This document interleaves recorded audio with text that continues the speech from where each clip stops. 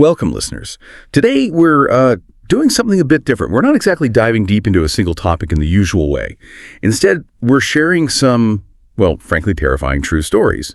These are real encounters from real people who found themselves in some deeply unsettling situations. Stories about how a perfectly normal day can just spiral unexpectedly. We'll share them as they were told and maybe think a bit about that thin line between, the everyday and the truly horrifying. Okay, so our first story.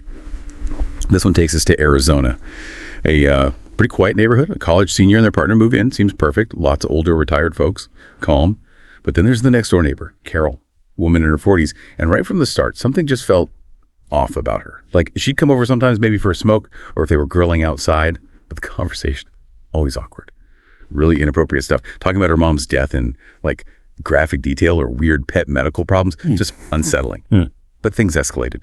One day, the narrator's lifting weights out on their porch, and Carol just silently leans right over them. And she mumbles, "I could have snapped your neck like a twig." Really? Wow, that's direct. And the narrator, they try to just brush it off. Maybe she's joking, but she had this smirk. Then another weird thing. Narrator's sick, goes to bed early.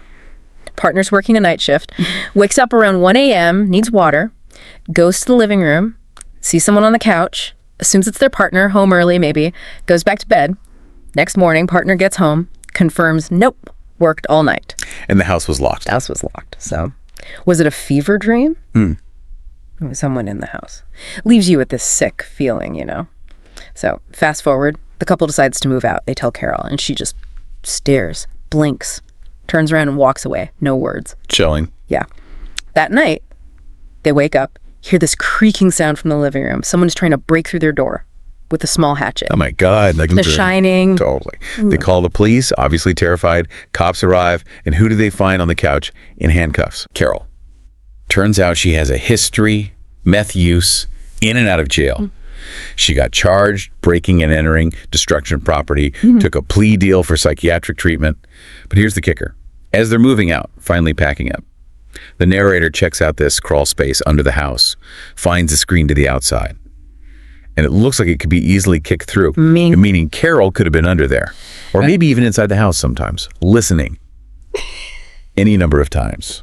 It's fascinating, really, how you see this progression. Starts with awkwardness, right? Things you might try to ignore or explain away. Yeah, just weird neighbor stuff. Exactly. But then it crosses a line. That snap your neck comment, that's not just awkward, that's a direct threat. It shows how hard it is to judge those early signs, how much we want to rationalize things away until someone's trying to break down your door with a hatchet.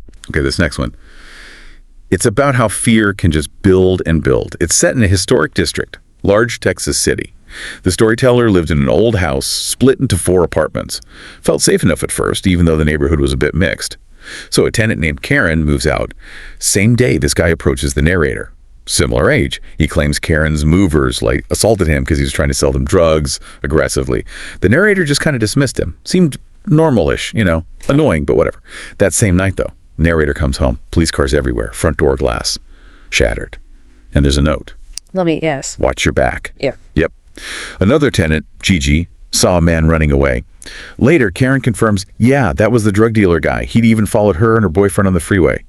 And the narrator immediately realizes it's the same guy from earlier that day. Wow, okay, so it connects instantly. Instantly. And it gets worse. The very next night, he comes back. Narrator and their boyfriend are inside watching him. He's just circling their cars erratically.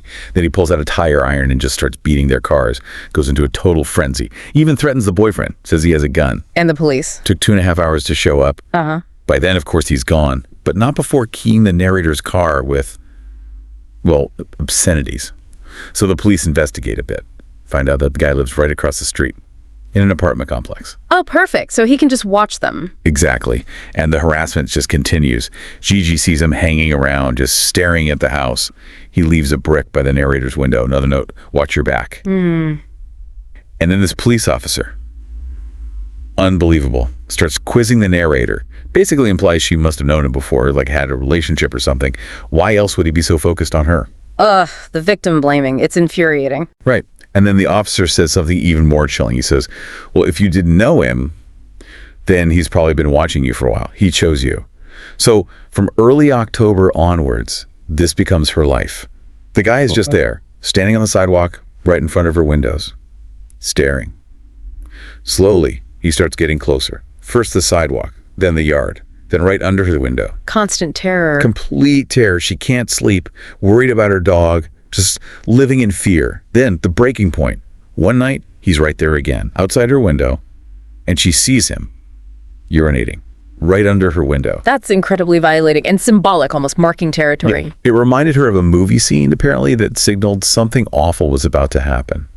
That was it for her. She broke her lease, found a new place, a back house, secure lot, owned by a retired police chief. Smart move. And thankfully, she never saw the guy again after she moved. That story is just harrowing. It really shows how your entire sense of safety can be completely dismantled, not by one event, but by this relentless stalking. Yeah, the persistence is terrifying.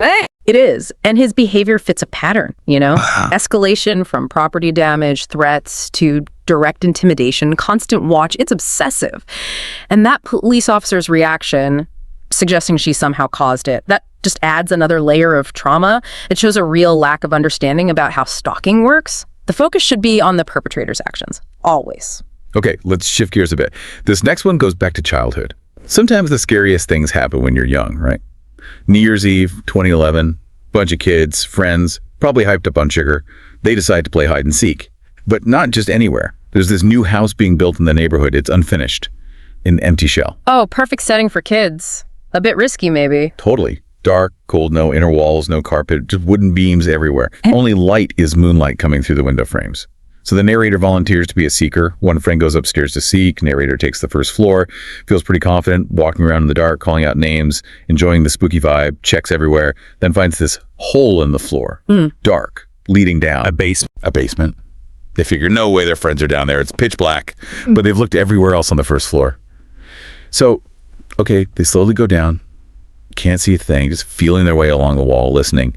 And then they hear it. Footsteps. Slow. Moving around. Calls out their friends' names. Nothing. Silence.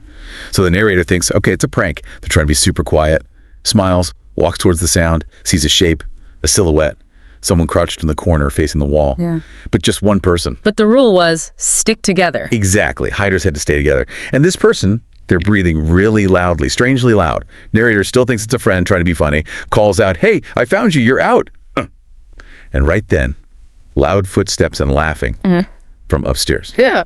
Their other friend, the one seeking upstairs, yells down, I found you, meaning found both hiders, plural. Narrator's heart just drops, spins around, scrambles back up the stairs, sees both friends coming out from hiding on the second floor. Who was in the basement? Exactly. Narrator just freaks out, stumbles out of the house, runs hysterically back to their friend's place, can barely speak. Just one thought repeating, who was in the basement with me? Gave them nightmares for a week. And even years later, just thinking about that figure in the dark, still terrifying, totally unresolved. That taps into such a primal fear, doesn't it? The fear of the unknown, the unexplained. Definitely. Especially in a setting that should be fun, like a game. Finding someone extra, someone who shouldn't be there, someone silent and facing the wall.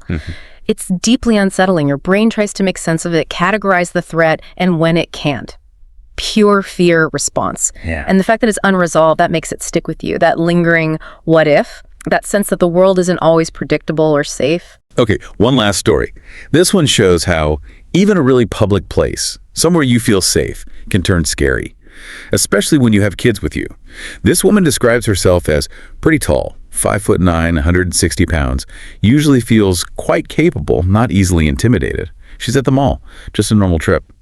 With her 4-year-old son and her 2-year-old foster daughter, she mentioned, walking with little kids is slow. You're distracted. Your hands are full.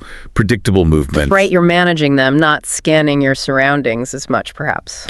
So she's heading towards a shoe store, then plans to go to Victoria's Secret.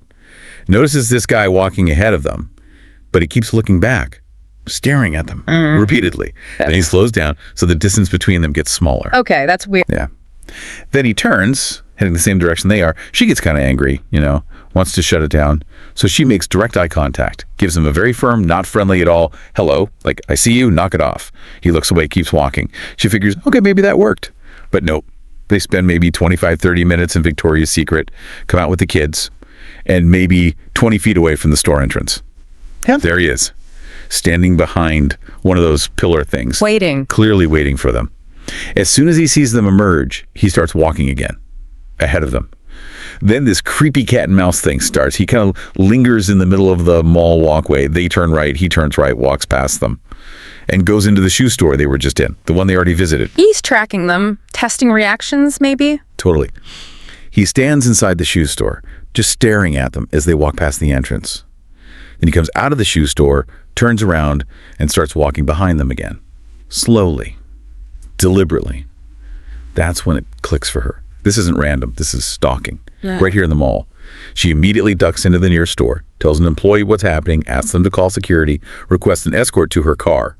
Smart move. Very smart. Quick thinking. And maybe 10 seconds later, they see the guy walk past that store's entrance, looking around, obviously searching for them. She reflected later that, normally she feels safe because of her size, but having her hands full with 2 little kids, it made her feel totally vulnerable. Yeah. It just highlighted how predators often look for that. Yeah. Someone who seems preoccupied, less able to react or defend themselves, turns a normal day out into, terrifying. It's such a stark reminder about situational awareness. It's not just for dark alleys, right? It's everywhere. Right. Malls, parks, grocery stores. What he was doing, the initial watching, testing her reaction with the stare, waiting, mirroring her movements, circling back. Those are all concerning behaviors, indicators. He was assessing her vulnerability, her awareness. And the kids were a factor. Absolutely. Having dependents changes the dynamic. Yeah. You're focused on them. Your ability to quickly escape or confront is hampered. Her deciding to immediately seek help, get into a store, call security, that was crucial. She broke his pattern of observation and control. She made herself a harder target right then and there. So these stories, they're definitely unsettling, but they offer these really valuable, if chilling, glimpses into, the darker side of things. How unpredictable people and situations can be. The neighbor, the stranger, the figure in the dark basement. Danger really can pop up anywhere. Yeah, unexpectedly. And I think what really comes through is intuition, right? That gut feeling. It's critical. It's like this internal alarm system. And listening to it, paying attention to those little signs we talked about, it can make a huge difference. It also shows how resilient people are facing these things and coming through them. We really hope hearing these makes you think, encourages you to trust your own instincts, stay aware. Well, thank you for joining us for this unsettling collection of true stories. We'd love to hear your thoughts, maybe what stood out to you. And please remember to like, share, and subscribe to our channel, Horror Docx, for more content like this. Until next time, stay safe out there and be vigilant.